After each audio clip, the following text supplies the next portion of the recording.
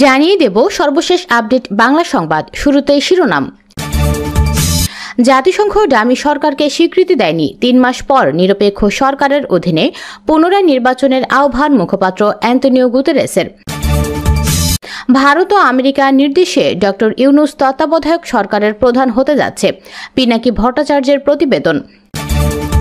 এতক্ষণ শুনছিলেন সংবাদ শিরোনাম, এখন থাকছে বিস্তারিত। আসসালামু আলাইকুম প্রিয় দর্শক, ফাইনালি চলে আসলাম আপডেট ও গুরুত্বপূর্ণ কিছু নিউজ নিয়ে আপনাদের মাঝে। প্রিয় দর্শক, অবশ্যই ভিডিওটি শেষ অবধি দেখবেন।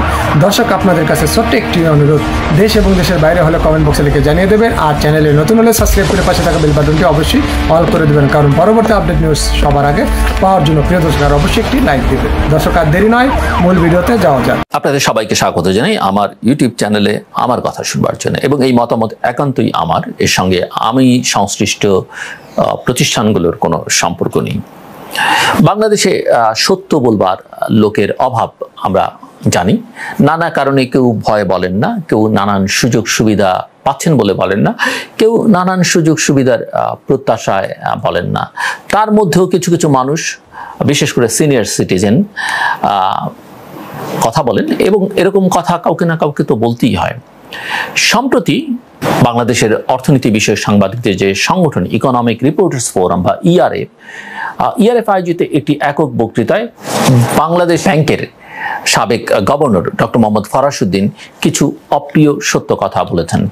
সরকারের নীতি নির্ধারকরা প্রতিদিনই যখন প্রচার করছেন অর্থনীতির সবকিছু ঠিক মতো চলছে, কোথাও কোনো সমস্যা হচ্ছে না, তখনই প্রধানমন্ত্রী শেখ হাসিনার প্রথম সরকারের আমলে বাংলাদেশ ব্যাংকের গভর্নর মিস্টার ফরাসউদ্দিন ব্যাংকিং খাতের সমস্যাগুলো তুলে ধরেছেন আমজনতার বোধগম্য ভাষায়। তিনি একেবারে সাধারণ ভাষায় বলেছেন, এবং এই কথাও তিনি বলেছেন যে সব কথা তিনি বলতে পারছেন না, কেননা তিনিও ভয়ে আছেন, তারও এক ধরনের মৃত্যু ভয় কাজ করে। অর্থাৎ পরিস্থিতির কত ভয়াবহ সেটা তিনি উল্লেখ করেছেন। 60-এর দশকের প্রগতিশীল ছাত্র আন্দোলন করা মানুষ ডক্টর মোহাম্মদ ফরাসউদ্দিন অর্থনীতিতে ঢাকা বিশ্ববিদ্যালয়ে পড়াশোনা শেষে তিনি সেখানে 2 বছর শিক্ষকতাও করেছেন। পরে তিনি সিএসপিতে যোগ দেন, সিএসপি অফিসার হিসেবে। স্বাধীনতার পর বঙ্গবন্ধু শেখ মুজিবুর রহমানের একান্ত সচিবের দায়িত্ব পালন করেন তিনি, এবং বঙ্গবন্ধু শেখ মুজিবুর রহমানের মৃত্যুর আগ পর্যন্ত তিনি এই দায়িত্ব পালন করেন। অতএব ক্ষমতা বলয় থেকে যাদের অতি ডান বা অতি বাম হিসেবে সমালোচনা করা হয়, ফরাসউদ্দিনকে সেই দলে ফেলা যায় না। তিনি বরাবরই মধ্যপন্থী, এবং তিনি আওয়ামী লীগ সমর্থকই বলা যেতে পারে। এর আগে একটি নির্বাচনে তিনি আওয়ামী লীগের মনোনয়ন প্রত্যাশী ছিলেন, আমরা সেটাও জানি। আর সাবেক আমলা কিংবা বাংলাদেশ ব্যাংকের গুরুত্বপূর্ণ গভর্নরই তার একাধিক পরিচয় নয়। তিনি গত 15 বছরে ক্ষমতা বলয়ের বাইরে থেকেও আওয়ামী লীগ সরকারকে অনেক সুপরামর্শ তিনি দিয়েছেন। তিনি একটি বেসরকারি বিশ্ববিদ্যালয়ের প্রতিষ্ঠাতা, সরকারি বেতন এবং চাকরি কমিশনের প্রধান হিসেবে দায়িত্ব পালন করেছেন আওয়ামী লীগ সরকার আমলেই, এবং সেজন্য তিনি প্রশংসিত হয়েছেন। তিনি বিশ্বাস করতেন যে সরকারি কর্মকর্তা কর্মচারীরা উপযুক্ত বেতন এবং সুযোগ সুবিধা পেলে দুর্নীতি কমে আসবে। তার সুপারিশে তারা উপযুক্ত বেতন ভাতা ও সুযোগ সুবিধা পেয়েছেন, কিন্তু সরকারি খাতে দুর্নীতি কমেনি। মূল্যস্ফীতি নিয়ে তার বক্তব্য, তার প্রশ্ন হচ্ছে যে গত 15 মাসে অনেক দেশে মূল্যস্ফীতি অর্ধেকে কমিয়ে এনেছে, অর্ধেক কমিয়ে 5% আনতে পারলেও আমরা কেন পারলাম না, অর্থাৎ বাংলাদেশ কেন পারলো না, এই প্রশ্ন ডক্টর মোহাম্মদ ফরাসউদ্দিন তুলেছেন। এর পেছনে অনেক কারণের সঙ্গে কয়েকজন আমদানি কারকের একচেটিয়া ব্যবসাকেও চিহ্নিত করেছেন ডক্টর মোহাম্মদ ফরাসউদ্দিন। অথচ সরকার অর্থ পাচার বন্ধ কিংবা মূল্যস্ফীতি কমানোর উদ্যোগ না নিয়ে সব কিছুর জন্য রাশিয়া ইউক্রেন যুদ্ধ এবং মধ্যপ্রাচ্য সমস্যার দোহাই দিচ্ছে। আপনারা যখন দেখেন যে রাজনীতিকরা দুর্নীতি করছেন, তখন তারাও দুর্নীতিকে ন্যায্য মনে করেন এবং তারা দুর্নীতি করেন, এবং এটা আমরা দেখি যে আমলারা রাজনীতিবিদদের দায়ী করছেন, রাজনীতিবিদরা আমলাদের দুর্নীতির জন্য দায়ী করছেন। আবার ব্যবসায়ীরা যখন দেখেন যে রাজনীতিকরা তাদের মাথায় কাঁঠাল ভেঙে খাচ্ছেন, তখন তারা পিছিয়ে থাকতে রাজি নন। এবং এখন তো রাজনীতিকরা ব্যবসা করেন, ব্যবসায়ীরা রাজনীতি করছেন, এটা আমরা দেখতে পাচ্ছি। সংসদ দখলে রেখেছে এখন রাজনীতিবিদরা। আগে ব্যবসায়ীরা রাজনীতিবিদদের চাঁদা দিতেন, এখন তারাই সরাসরি রাজনীতিতে ঢুকে পড়ছেন এবং এটা আমরা দেখতে পাচ্ছি যে কিভাবে সংসদ ব্যবসায়ীদের দখলে চলে যাচ্ছে বা ব্যবসা ও রাজনীতিকদের নিয়ন্ত্রণের মধ্যে চলে যাচ্ছে। ব্যবসায়ীদের রাজনীতিতে আসা না আসা নিয়ে মোহাম্মদ ফরাসউদ্দিন কোনো মন্তব্য করেননি, তবে তিনি আমলাদের সম্পর্কে বলেছেন যে, আমি তার ভাষায় যদি বলি, তিনি বলছেন, আমি মনে করি কোনো আমলার রাজনীতিতে আসা ঠিক না। কোনো গোষ্ঠীর, তার ভাষায়, ডক্টর মোহাম্মদ ফরাসউদ্দিনের ভাষায়, কোনো গোষ্ঠীর আখের গোছানোর জন্য দেশ স্বাধীন হয়নি। স্বাধীন হওয়ার সুবিধা কেউ পাচ্ছেন অতি সামান্য, কেউ অনেক বেশি সুবিধা ভোগ করছেন, বলছেন ডক্টর মোহাম্মদ ফরাসউদ্দিন, বাংলাদেশ ব্যাংকের সাবেক গভর্নর এবং যিনি সরকারের সঙ্গেও অত্যন্ত ঘনিষ্ঠ বলেই অনেকে বিশ্বাস করেন। এবং গত 50-53 বছরেও বাংলাদেশের অর্থনীতি অনেক এগিয়েছে, একথা সবাই স্বীকার করেন, ডক্টর মোহাম্মদ ফরাসউদ্দিনও স্বীকার করেন। এবং একসময় প্রচণ্ড খাদ্য ঘাটতির দেশ খাদ্যে স্বয়ংসম্পূর্ণ হওয়ার স্বপ্ন দেখছে, মানুষের গড় আয় ও গড় আয়ু বেড়েছে, তবে গণ নিয়ে উন্নয়নের মাপকাঠি ঠিক করা অনেকটা অন্ধের হস্তি দর্শনের মতো। আমাদের মুক্তিযুদ্ধের লক্ষ্যই ছিল সর্বস্তরে গণতন্ত্রের প্রতিষ্ঠা এবং বৈষম্যের অবসান। আমরা যদি স্বাধীনতার ঘোষণাপত্রের কথা স্মরণ করি, সেখানে ছিল যে বাংলাদেশের জনগণের জন্য সাম্য, মানবিক মর্যাদা ও সামাজিক সুবিধা নিশ্চিত করার কথা বলা হয়েছে, কিন্তু সেই সুবিচার কি বাংলাদেশের জনগণ পাচ্ছে, সাধারণ মানুষ পাচ্ছে? সরকারের অর্থনৈতিক নীতি যেন এখন যার আছে তাকে আরো দাও, যার নেই তাকে যেভাবে পারো ঠকাও। ব্যাংক থেকে ঋণের নামে অনেকে হাজার কোটি টাকা লোপাট করছেন, সেগুলো বিদেশে পাচার করে দিচ্ছেন, কিন্তু সরকার তাদের টিকিটিও ধরতে পারছেন এবং তাদের নাম প্রকাশ করতেও সরকারের কর্তা ব্যক্তিরা, মন্ত্রীরা সাহস পান না। আমি বলছি না, সাবেক অর্থমন্ত্রী, প্রয়াত অর্থমন্ত্রী আব্দুল মুহিত এই কথা বলেছেন। গরিব মানুষের ক্ষেত্রে যদিও ছাড় নেই, তাদের কৈফিয়তও শোনা হয় না। এ প্রসঙ্গে মিস্টার ফরাসউদ্দিন বলছিলেন ওই অনুষ্ঠানে যে, আমি তার ভাষায় বলি, যখন ঋণ খেলাপি বলা বেশি বড় হয়ে যায়, তখন 1000 টাকা কৃষি ঋণের কারণে কেউ চলে যায়, আর 10,000 কোটি টাকা শিল্প ঋণের খেলাপি গ্রাহক সরকারের পাশে বসে। 10,000 টাকার কৃষি ঋণ নিয়ে খেলাপি হলে তাকে জেলে ঢোকাবো, কিন্তু 10,000 কোটি টাকা খেলাপি হলে তাকে আমরা সালাম ঠুকবো, এটা হতে পারে না। তাদের বিরুদ্ধে ব্যবস্থা নিয়ে ঋণগুলো অবশ্যই আদায় করা উচিত। বেসিক ব্যাংক প্রসঙ্গে মিস্টার ফরাসউদ্দিন বলেন যে, একমাত্র সরকারি ব্যাংক হিসেবে বেসিক ব্যাংক একসময় সরকারকে মুনাফা দিয়েছিল। প্রতিষ্ঠার উদ্দেশ্য কি ছিল? উদ্যোক্তা তৈরি করা। ধীরে ধীরে ব্যাংকটি খারাপ করে ফেলা হয়েছে। বেসিক ব্যাংকে যতই একীভূত করা হোক, সেটা ভালো হবে না। ওই ব্যাংকে যিনি নষ্ট করেছেন, শুনেছি দেশেই আছেন। আগে ওনার নাম ভিন্ন ছিল, পরে শেখ হয়েছেন, কোট আনকোট। ফরাসউদ্দিন বলছেন, কার আশ্রয়ে প্রশ্রয় হয়েছেন জানি না, জানলেও নাম বলতে পারতাম না, কারণ এই বয়সেও মরিতে চাহি না আমি সুন্দর ভুবনে। আমি শুরুতে উল্লেখ করেছি যে মিস্টার ফরাসউদ্দিন মৃত্যু ভয়ের কথা বলছেন। সো মিস্টার ফরাসউদ্দিনের এই বক্তব্যের মধ্যে যেমন খেদ আছে, ক্ষোভ আছে, কষ্ট আছে, বেদনা আছে, তেমনি আছে অসহায়ত্ব বোধ। যে ব্যক্তি একটি ব্যাংক ধ্বংস করেছেন, যার প্রশ্রয়ে হাজার কোটি টাকা লোপাট হয়েছে বা বাইরে পাচার হয়েছে, সেই ব্যক্তিকে সরকার ধরতে পারছে না কেন? দুদক অন্যদের বিষয়ে যতটা তৎপর, বেসিক ব্যাংকের সাবেক চেয়ারম্যানের ব্যাপারে ততটাই নিষ্ক্রিয়। এর ব্যাখ্যা কি? অনেকে বলেন দুদক কাউকে সার্টিফিকেট দেওয়ার কাজে ব্যস্ত থাকে। সো বাংলাদেশ ব্যাংকের সাবেক গভর্নর, ব্যাংক একীভূত করা, টাকা ও ডলারের বিনিময় হার, আয় বৈষম্য, মূল্যস্ফীতি, অর্থ পাচার, কেন্দ্রীয় ব্যাংকের সফলতা ও দুর্বলতা নিয়েও কথা বলেন। তিনি মনে করেন জোরপূর্বক ব্যাংক একীভূত করার ফল ভালো হয় না। খারাপ ব্যাংক ভালো করার এটা একমাত্র পথ নয়, এর বিকল্প আছে। এখনো যাদের ভালো ব্যাংক বলা হচ্ছে, এমন 4টি ব্যাংকে বাংলাদেশ ব্যাংকই এক সময় তদারকি করে বাংলাদেশ ব্যাংক, কেন্দ্রীয় ব্যাংক ভালো করেছে এবং সেটা হয়েছিল ফরাসউদ্দিনের আমলেই। খেলাপি ঋণ ছাড়া যে 2টি বিষয়ে ফরাসউদ্দিন জোর দিয়েছেন, তা হলো অর্থ পাচার রোধ এবং মূল্যস্ফীতি কমিয়ে আনা। অর্থ পাচারের বিষয়ে IMF এর পাশাপাশি সরকারের নীরবতা সমালোচনা করেছেন মিস্টার ফরাসউদ্দিন। মূল্যস্ফীতি নিয়ে তার প্রশ্ন হলো, গত 15 মাসে অনেক দেশ মূল্যস্ফীতি অর্ধেক কমিয়ে 5% আনতে পারলো, বাংলাদেশ কেন পারল না? এর পেছনে অনেক কারণের সঙ্গে কয়েকজন আমদানিকারকের একচেটিয়া ব্যবসাকেও চিহ্নিত করেছেন মিস্টার ফরাসউদ্দিন। অথচ সরকার অর্থ পাচার বন্ধ কিংবা মূল্যস্ফীতি কমানোর উদ্যোগ না নিয়ে সবকিছুর জন্য রাশিয়া ইউক্রেন যুদ্ধ এবং মধ্যপ্রাচ্যের সমস্যার দোহাই দিচ্ছে। যা কিছু বললাম, উল্লেখ করলাম, এটা আমার মত হলো সরকার বা নীতি নির্ধারকরা যেন বিবেচনা নেন তাদেরই ঘনিষ্ঠ একজনের কথা, এবং যিনি অত্যন্ত গুণী মানুষ, প্রভাবশালী মানুষ সমাজে, রাষ্ট্রে, এবং তার আগে 7ই জানুয়ারি নির্বাচনের পরে প্রধানমন্ত্রী হওয়ার পরে তার সৌদি আরব যাবার কথা ছিল, গাম্বিয়া যাবার কথা ছিল, তিনি যাননি। কেন যাননি সেটি নিয়ে নানা রকমের সংশয় প্রশ্ন রয়েছে, যদিও সরকারের দিক থেকে বলা হয়েছে যে মধ্যপ্রাচ্য পরিস্থিতির কারণেই তার এই সফর দুটো বাতিল করা হয়। আর থাইল্যান্ডে তিনি গিয়েছিলেন একটা কনফারেন্সে যোগ দিতে, এবং সেই সঙ্গে থাইল্যান্ডে তার রাষ্ট্রীয় সফর বা সরকারি সফর ছিল। তবে সবচেয়ে উল্লেখযোগ্য সফর যেটি হবার কথা, যেটি নিয়ে বাংলাদেশের মানুষের তো বটেই, যারা ভূ রাজনীতি বা এই আঞ্চলিক রাজনীতিকে ফলো করেন তাদের যথেষ্ট কৌতূহল রয়েছে, সেটি হচ্ছে যে আগামী জুলাই মাসে, অর্থাৎ ভারতে যে এখন নির্বাচন অনুষ্ঠিত হচ্ছে, লোকসভা নির্বাচন, এই নির্বাচনের পরে বাংলাদেশের প্রধানমন্ত্রী শেখ হাসিনা জুলাই মাসের প্রথম দিকে ভারত সফরে যাবার কথা রয়েছে, এবং এরপরে তিনি যাবেন চীন সফরে একই মাসে।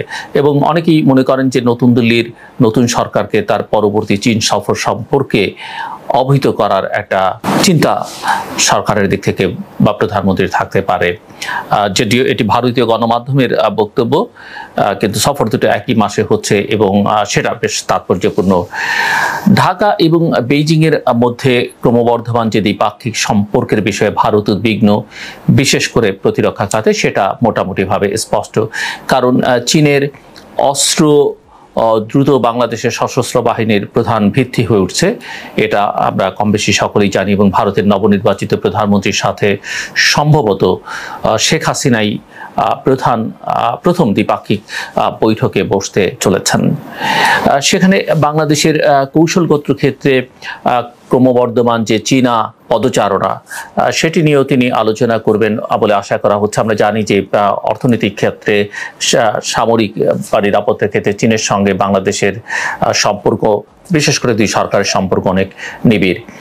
এবং এখানে একটা বিষয় উল্লেখ করবার, সম্প্রতি নতুন করে বলা যেতে পারে আলোচনায় এসেছেন ভারতের হাই কমিশনার যিনি বাংলাদেশে ছিলেন, পিনাক রঞ্জন চক্রবর্তী, এবং এবার তিনি সরব হয়েছেন বাংলাদেশে যে চীনের প্রভাব বৃদ্ধি পাচ্ছে এবং এর ফলে ভারতের জন্য সম্ভাব্য সকল হুমকি নিয়ে তিনি মুখ খুলেছেন।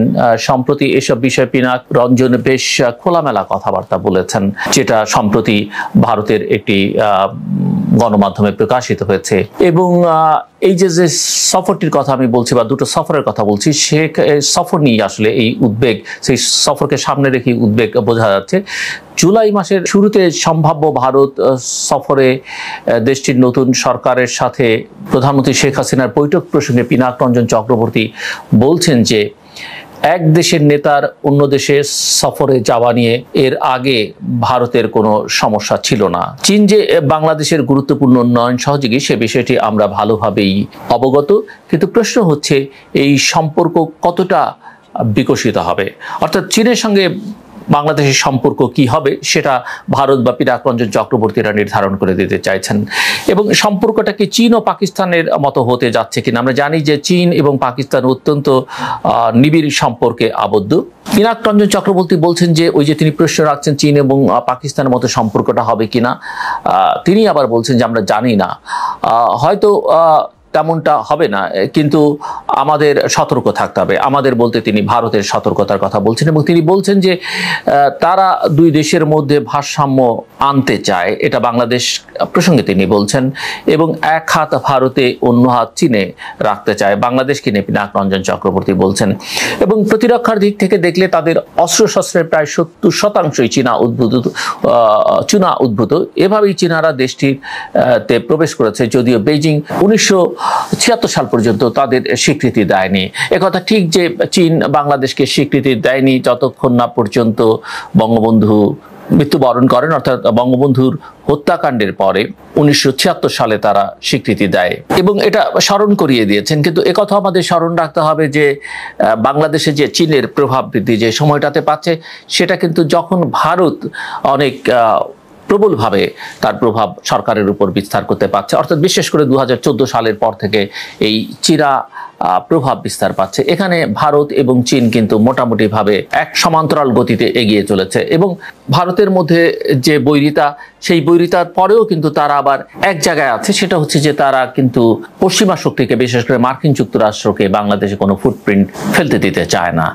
এবং পিনাক রঞ্জন চক্রবর্তীর ভাষায় যে সাবমেরিন ঘাঁটিতে যদি চীনারা পোর্ট কল করে বসে, তাহলে প্রধানমন্ত্রী শেখ হাসিনা কি করবেন, এটা তারা প্রশ্ন রাখছেন। কারণ আপনারা জানেন যে বাংলাদেশে চীনাদের একটা সাবমেরিন ঘাঁটি করা হচ্ছে, ফলে সাবমেরিনগুলো কিনেছে চীন থেকে বাংলাদেশ, সেগুলো বিপজ্জনকভাবে আমাদের জলসীমার কাছাকাছি চলে আসবে, এটা পিনাক রঞ্জন চক্রবর্তী, ভারতীয় প্রাক্তন হাই কমিশনার বাংলাদেশে মনে করছেন। ভারত, বাংলাদেশ এবং চীনের মধ্যে আসল সমস্যার জায়গা হলো তিস্তা প্রকল্প, এমন মন্তব্য করে পিনাক রঞ্জন চক্রবর্তী বলছেন, যদি চীন তিস্তা প্রকল্পে জড়িত হয়ে পড়ে তবে আমাদের জন্য সেটা সমস্যা হবে, কারণ তাতে চীনা শ্রমিকরা স্পর্শকাতর ভারতের শিলিগুড়ি করিডোরের কাছাকাছি চলে আসবে। তারা সেখানে ডিভাইস লাগানো থেকে শুরু করে ভারতের কৌশলগত দিক থেকে নজর রাখা পর্যন্ত সকল ধরনের কার্যক্রম চালাতে পারবে। পিনাক রঞ্জন চক্রবর্তী ঢাকায় নিযুক্ত সাবেক ভারতীয় হাই কমিশনার। আমি বলছিলাম যে একসময় দেশটির প্রভাবশালী পররাষ্ট্র মন্ত্রণালয়ের সচিব ছিলেন, অর্থনৈতিক সম্পর্ক বিভাগের হিসেবেও কাজ করেছেন তিনি, এবং বাংলাদেশের 7ই জানুয়ারি অনুষ্ঠিত জাতীয় নির্বাচনের আগে ভারতের কঠোর অবস্থানের কারণেই মার্কিন রাষ্ট্রদূত পিটার হাসকে কার্যত গা ঢাকা দিতে হয়েছিল, এ কথা কিন্তু পিনাক রঞ্জন চক্রবর্তী গত মাসের শুরুর দিকে দাবি করেছিলেন এবং সেটা নিয়ে প্রচুর আলোচনা সমালোচনার ঝড়ও উঠেছে। সো উচ্চ পর্যায়ের নানা সূত্র গণমাধ্যমকে, ভারতীয় গণমাধ্যমগুলোর সূত্রেই জানা যাচ্ছে যে তারা বলছে যে গত বছর চট্টগ্রামের কক্সবাজার জেলার পেকুয়ায় $9.2 বিলিয়ন নির্মিত পিএনএস শেখ হাসিনা সাবমেরিন ঘাঁটি বাংলাদেশের বুকে প্রথম যা চীনের সহায়তায় নির্মিত। এটি নয়াদিল্লির উদ্বেগ বাড়িয়েছে। বাংলাদেশ তার প্রতিরক্ষা সক্ষমতা বাড়ানোর জন্য এটি উচ্চ পরিকল্পনা তৈরি করেছে, কারণ সরকার ফোর্সেস গোল 2030 এর বাস্তবায়নের জন্য উঠে পড়ে লেগেছে এবং এটি দেশের ফ্ল্যাগশিপ প্রতিরক্ষা নীতি। 2009 সালে মোচিত হয়েছিল। সাবমেরিন ঘাঁটিতে ঢাকার দুটি সাবমেরিন থাকবে এবং বিএনএস নবযাত্রা এবং বিএনএস জয়যাত্রা, যেগুলো 2017 সালে বেইজিং থেকে সংগ্রহ করা হয়েছিল। সূত্রের মতে ভারত ঘনিষ্ঠভাবে উন্নয়নগুলো পর্যবেক্ষণ করছে এবং তারা বিশ্বাস করে যে প্রতিটি দেশের একটি স্বাধীন প্রতিরক্ষা এবং পররাষ্ট্র নীতির প্রতি নিজস্ব সার্বভৌম অধিকার রয়েছে। যে বাংলাদেশ ও চীনের সশস্ত্র বাহিনীর মধ্যে ক্রমবর্ধমান বন্ধুত্বের সাথে ঢাকা চীনা বাহিনীকে ভারতের কাছাকাছি নিয়ে আসছে, এটি দেশের প্রায় একচেটিয়া অর্থনৈতিক অঞ্চলকে স্পর্শ করতে চলেছে বলে ভারতীয়রা মনে করে এবং বাংলাদেশ সরকারের সূত্র মোতাবেক ভারতীয় গণমাধ্যম বলছে যে প্রধানমন্ত্রী শেখ হাসিনা ভারতের নতুন প্রধানমন্ত্রীর সাথে দ্বিপাক্ষিক বৈঠকের প্রথম নেতা হতে চান এবং আলোচনায় বোঝাতে চান যে বাংলাদেশ সরকার ভারত ও চীনের মধ্যে কৌশলগত ভারসাম্য বজায় রাখবে, যা বঙ্গোপসাগরের শান্তি ও সমৃদ্ধি স্থাপনের জন্য অত্যন্ত গুরুত্বপূর্ণ হবে। এখানে প্রশ্ন হচ্ছে যে একটা হচ্ছে তিস্তা প্রকল্প দুই দেশের সম্পর্কের ক্ষেত্রে একটা গলার কাটা হয়ে আছে, সেই সঙ্গে বর্ডার কিলিং ইস্যু একটা বড় প্রশ্ন এবং ভারতের যে উদ্বেগ এই যে সাবমেরিন ঘাঁটি নিয়ে বা তিস্তা প্রকল্প, যেটা ভারত পানি দিতে পারছে না বলে চীন যেখানে সহায়তা করতেছে, এগুলো ভারতের যেমন উদ্বেগ, আমার মনে হয় যে এই বিষয়গুলো নিয়ে মার্কিন যুক্তরাষ্ট্রের যথেষ্ট উদ্বেগ আছে। কিন্তু মার্কিন যুক্তরাষ্ট্রকে দূরে ঠেলে সরিয়ে রেখে ভারত তার সমস্যা, তার নিরাপত্তা কতটা নিশ্চিত করতে পারবে সেটা কিন্তু ভাববার বিষয়। আমার যেটা ধারণা, যদি মার্কিন যুক্তরাষ্ট্র তার নিরাপত্তার ইস্যু বা অন্যান্য ইস্যুতে এই ইন্দো প্যাসিফিক স্ট্র্যাটেজিতে বাংলাদেশের যে ভূমিকা প্রত্যাশা করে, মিয়ানমারকে ঘিরে যে আকাঙ্ক্ষা তার মনে আছে, সেটা যদি সে পূরণ করতে চায় তাহলে অবশ্যই তাকে একটা সেটেলমেন্টে যেতে হবে এবং সেই সেটেলমেন্টটা হচ্ছে এটা মাথায় রাখতে হবে যে বাংলাদেশের জনসংখ্যার একটা সিংহভাগ তাদের যে ভ্যালুজ, গণতন্ত্র, গণতন্ত্র, নির্বাচন, মানবাধিকার তার সঙ্গে একমত, কিন্তু সাম্প্রতিককালে বাংলাদেশের জনগণকে তারা কিছুটা হতাশও করেছেন। তারা যে গতিতে গত 2 বছর এগিয়েছিলেন নির্বাচনের ঠিক আগ মুহূর্তে সেই গতিটা স্রোত হয়ে যাওয়ায়, কিন্তু এটা মোটামুটিভাবে জনগণের কাছে স্পষ্ট যে ভারতের প্রভাবের কারণে মার্কিন যুক্তরাষ্ট্র এটা যথেষ্ট পরিমাণে বা যেভাবে তারা এগোবার কথা ছিল সেটা এগোয়নি। এখানে মার্কিন যুক্তরাষ্ট্রের স্বার্থ সংরক্ষণ করতে হলে তাকে অবশ্যই ভারতকে বোঝাতে হবে যে বাংলাদেশের গণতন্ত্রের বিকাশে সে যেন বাধা না হয়ে দাঁড়ায়, এবং ভারতের যে নিরাপত্তার ইস্যু আছে সেটা যেন বাংলাদেশ নিশ্চয়তা দেয়, বাংলাদেশের জনগণ, বাংলাদেশের রাজনৈতিক দলগুলো নিশ্চয়তা দেয়, এবং এখানে মার্কিন যুক্তরাষ্ট্র ভারতের জন্য একটা গ্যারান্টার হিসেবেও কাজ করতে পারে। কিন্তু অ্যাট দ্য সেম টাইম এটাও মাথায় রাখতে হবে যে চীনকে যদি কন্টেইন করতে চায় মার্কিন যুক্তরাষ্ট্র, শুধুমাত্র ভারতের উপর নির্ভর করে সেটা তারা করতে পারবে না, অথবা ভারতকে ওই বোঝাপড়ার মধ্যে, ত্রিপক্ষীয় বোঝাপড়ার মধ্যে যতক্ষণ না আনতে পারছে ততক্ষণ পর্যন্ত বাংলাদেশ তো বটেই, এই অঞ্চলে আমরা লক্ষ্য করছি যে চীনের প্রভাব বৃদ্ধি পাচ্ছে, সেটা হয়তো গণতন্ত্রের জন্য, মানবাধিকারের জন্য কোনো কল্যাণকর কিছু নয়। আমার কথা শুনবার জন্য আপনাদের অসংখ্য ধন্যবাদ। আপনাদের সবার জন্য শুভকামনা।